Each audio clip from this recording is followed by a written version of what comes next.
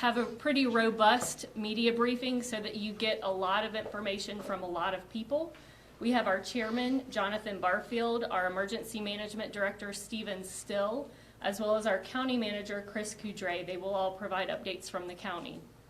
We also have Mayor Sappho, who is going to provide an update for the city of Wilmington, as well as Captain Stewart with the Coast Guard and Dr. Tim Markley with the schools. So thank you again for being here. I'll turn it over to Chairman Barfield. Thank you all for being here today. For those that are watching on Facebook Live, appreciate you all tuning into this very important message. I'm thankful to be joined by my board of commissioners here, Patricia Cusick, along with Rob Zappel is here, as well as representatives from David Rouser's office, Senator Tillis' office, as well as Senator Byrd's office. Thank you all for being here today. We're less than a year away from Hurricane Florence, and we're standing here on the precipice of another great storm coming into our community. And I'm really proud to say that Hanover County is standing strong and very well prepared for this storm. After Hurricane Florence, we had several after-action sessions with our employees and different stakeholders to learn what we did well and what we didn't do well, and put a plan in place to make sure that with this storm here, that we're adequately prepared for it. Earlier today, we had Governor Cooper stop by just to share words of encouragement with us, but also to let us know that the state stands willing and able to help us in everything that we need here in Hanover County. I'm thankful again that our local delegation is here. There are many uncertainties about where this storm is going to indeed impact, and I'm honored that we have Stephen Steele, who's an awesome emergency management director, who's guiding the way. I call him Superman, as he's led us through several storms already. He knows what he's doing. He knows how to prepare. He's got a great team in place, but I thank our county manager, Chris Coudray, and his staff for indeed putting all these people together. At this time, I'm going to turn the microphone over to Stephen Steele, our emergency management director. Stephen. Thank you, Chairman. Good afternoon. I just want to provide a quick update on Hurricane Dorian as provided by our National Weather Service partners and the National Hurricane Center. Currently, for New Hanover County, City of Wilmington, and our municipalities, we're looking at Florence to pass just off of our coast, roughly 25 miles. Currently, as it's projected, hurricane force winds from Florence extend 45 miles out from the center of the storm. Dorian. It's Dorian. It's okay, Stephen. We were just here, as the chairman said a year ago. It's quite hard to get that hurricane off my heart and mind, but I have found myself repeating that term over today. I apologize. Dorian. Dorian's winds extend 45 miles out from the center of the storm. Hurricane force storm strength winds. Strong tropical storm force winds extend roughly 80 miles out from the center of the storm, and tropical storm force winds, that's generally 39 miles an hour and above to 73 miles per hour, extend roughly 150 miles off of the center of the storm. Likely arrival for our area of tropical storm force winds is early Thursday morning between the 3 or 4 hour time frame. That's when we're going to see the onset of those tropical storm force winds. The timing of the impacts for us is really those early morning hours of Thursday as the storm progresses through our area, and we look to have those winds subside by Friday afternoon. The rain forecast, for this storm currently is projected for 4 to 10 inches for our area. We could potentially have possible higher amounts locally. Surge is our concern for this storm. Our partners with the National Hurricane Center and NOAA are providing us updates on storm surge inundation models. Currently, we are looking at storm inundation of 1 to 3 feet and possibly higher in areas in the barrier islands, low-lying areas against our estuarine, riverine, and tidal areas.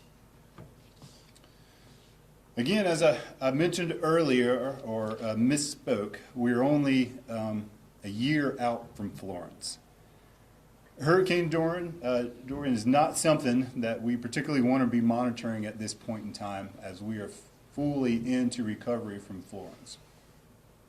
All the information that we have so far indicates that this is not the rain and flood event that we witnessed during Florence. With that said, we want our residents and our visitors to be prepared. Do not be afraid. Be prepared and be ready to have your preparedness action decisions in place by 8 p.m. on Wednesday. And with that, I'll turn it over to Manager Chris Boudreau.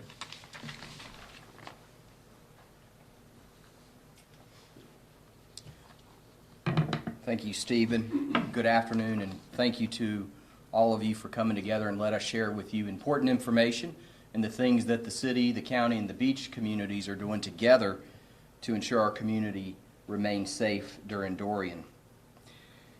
As Stephen announced, the new Hanover County has activated our Emergency Operations Center and is actively working to stand up shelters to ensure that our community has the resources that it needs to be safe. All county offices and our public spaces are closed today, not because we are expecting impacts from the storm, but because all of our employees, all 1,800 of them, have emergency roles, and that has to come first now. We are fully activated, running 24 hours a day, 7 days a week in the Emergency Operations Center, preparing for shelter locations and the feeding operations that will run with that. In a minute, you'll hear from Mayor Sappho in the city of Wilmington about information and details that the city is taking, but collectively, the county, the beach towns in the city are issuing a mandatory evacuation order for Carolina Beach, Curie Beach, Wrightsville Beach, and Figure 8 Island, which is a barrier island, and those orders begin Wednesday, September the 4th at 8 a.m. In addition to the mandatory orders for the beach communities and the barrier island, we are issuing a voluntary evacuation order for low-lying areas that are prone to flooding within the city of Wilmington and throughout the unincorporated parts of the county. Like Stephen said, the highest impacts expected from our area with this event will come from storm surge. So if your neighborhood or home typically experiences flooding from storm surge or even moderate rain, then this voluntary evacuation order is for you.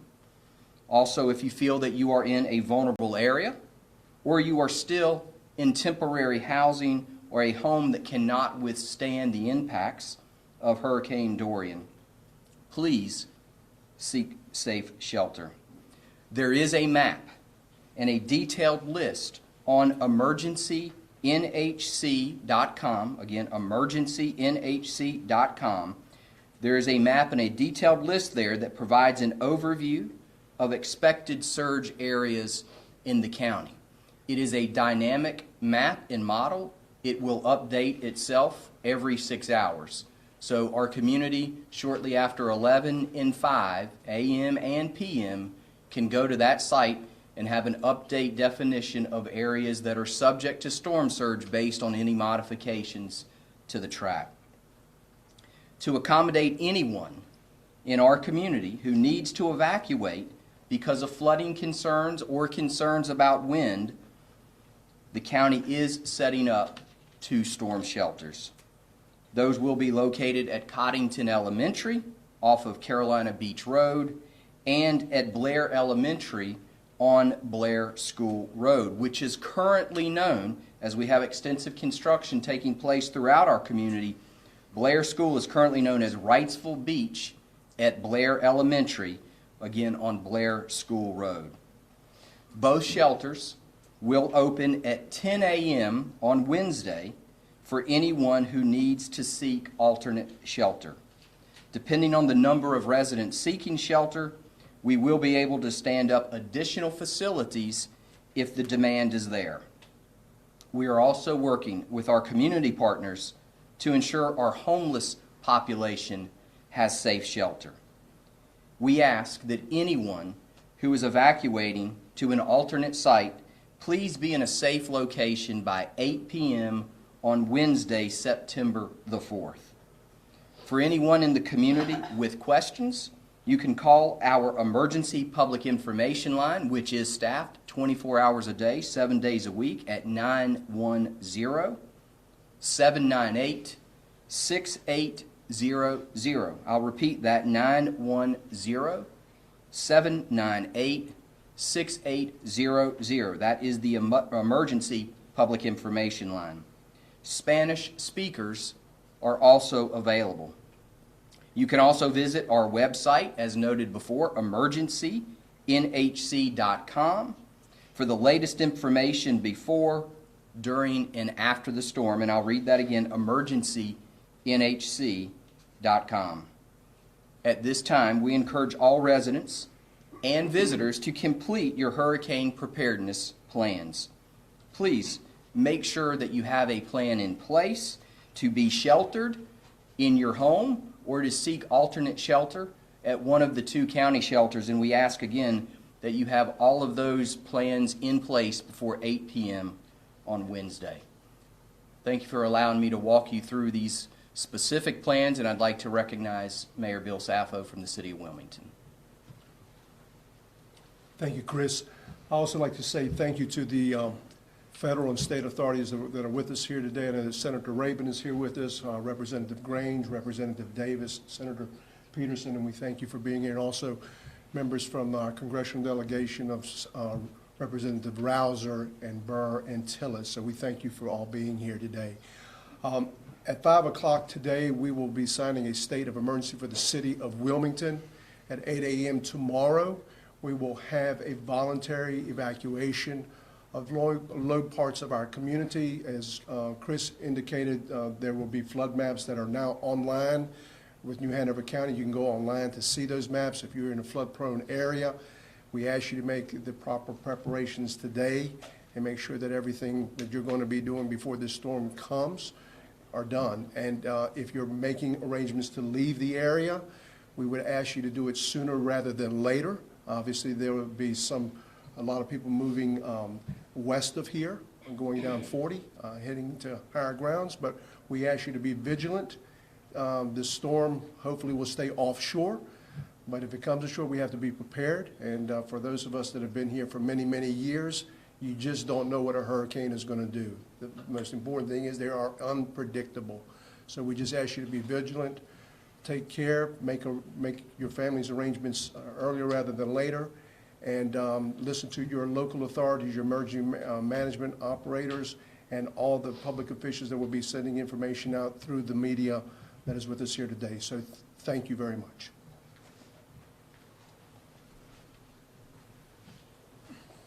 Tim Markley with the school system. We will be ceasing operations today at 5 o'clock. There'll be no games or after-school activities that take place after that time. We will have after-school care if you are participating in that. We also extended our closure until Friday of this week. We will assess after the hurricane passes about Monday or beyond that. So at this point, we are going to be closed till Friday. Our shelters will be opening, and our staff will be working with the county on those shelters. Thank you. Again, I want to thank you all for being here. And one more, I'm sorry, Coast Guard's coming up. Thank you. Good afternoon. First, I'd like to thank New Hanover County and the City of Wilmington for their incredible partnership with and support of the Coast Guard. Quick update on our posture for the approach of Dorian. We have established an incident command post here in Wilmington. We have restricted vessel traffic on the Cape Fear River, including ports of Wilmington and Morehead City. We will continue to elevate the port condition, which will ultimately close tomorrow afternoon here in Wilmington, a little bit later up in Morehead City. That's to protect all the vessels and the facilities along the waterway from any potential damage that may be caused by the hurricane. We are focusing on preparing our assets to be available for immediate response after the storm. That means we move our boats, our aircraft, and a lot of our people out of the area to safe haven so that as soon as the storm passes and weather conditions allow, we can be back on the water ready to respond to any distress or incidents. We're also preparing to respond to any potential pollution incidents as well. That's in close coordination with the state and with FEMA. And so following the storm, you'll see a lot of activity on the water for us to assess the safety of the waterways so that we can get those back open as soon as possible. It's one of our priorities to make sure that commerce begins and that we have those ports available for any response assets that may need to come in through the waterways. Thank you. Again, I want to thank you all for being here. I see some of our community partners here, Mr. Jarvis with the Red Cross, Craig Hahn with United Way. I want to thank you all for being here as well. I have signed a state of emergency that will go into effect at 5 o'clock today for New Hanover County. And with that, we'll open up the floor for questions, if you have questions for anyone that's up here. Yeah, you know, last year with all the amazing amount of rain, there was a period of time where Wilmington was essentially an island. And I'm wondering with the estimates for rainfall this time around, if that's not a risk. Stephen? Yes, sir. Yeah, Vince, that's a great question. For Florence, one of the issues that we experienced prior to Florence, I did say that correctly, is we had substantial saturation prior to the oncoming rains of Florence that drove a lot of those flooding issues that we had with transportation. We don't have that in place now with Dorian. We're just now coming out of really a drought. With the rains that we have forecasted, 4 to 10 inches, as I mentioned, this is not a Florence event. We do not expect that we're going to have flooding to the extent and in the locations that we had during Florence. We do anticipate with these forecasts that we could have some local amounts higher. There could potentially be ponding on I-40 in some of the subject areas as well as 421, but we do not anticipate having a complete cutoff as we experienced during Florence. Thank you. I don't see any law enforcement representatives here, but any thoughts on, ensuring security? We had some issues last year with looting, just thoughts on that at this point. Yeah, we learned a lot in Florence. We made some changes within our emergency operations center by including something called a joint command center within the emergency operations center. So it's essentially all public safety for the city, the county, and the municipalities are now serving in that center. So if we were to receive information that comes in either through our emergency public information line or from some citizen call and concern into the EOC, we have the ability to react and respond much quicker than what we have before. But we've spent a considerable amount of time this year strengthening those relationships with our law enforcement partners and having their presence there in the EOC for the duration of the event, 24 hours a day. How many spots are there in the shelters? I'm sorry. How many beds are there across the shelters? I don't have the exact number in front of me. I can give you a rough estimation. It's a little over 100 per each shelter site. And is there transportation available for people that maybe don't have it? Correct. So we've worked in a partnership with Wave Transportation to provide stops at those 2 shelter sites as a route. Generally, they were not a spot before, but we worked with them to make sure that there were stop-off points at those 2 shelter sites. So there's on the normal route? Correct. Yes, sir. Are these animal-friendly shelters? So we do have one animal-friendly shelter. That's the Blair location. It's a Petco location, but they do allow for pets at that location. Do you expect those 100 beds to, 200 beds roughly total to fill up? There will be additional shelters? Based on the projected areas that we anticipate evacuations, we do not foresee that being an issue at this time. But I will assure you that we have contingencies in place provided if that was to occur, that we have the abilities in our partnerships with the schools to open up more locations as necessary.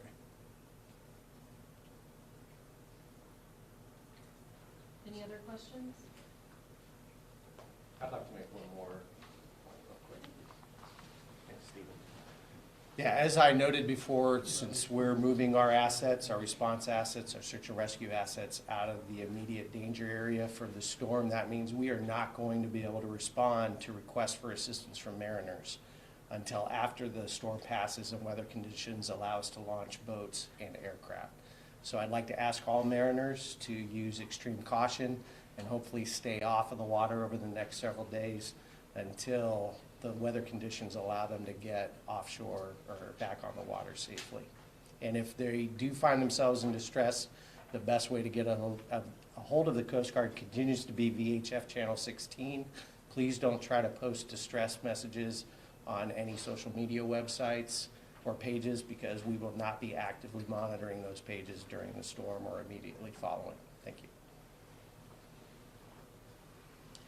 Again, thank you all for being here. My last comment, I want to thank the 1,800 plus employees within the county.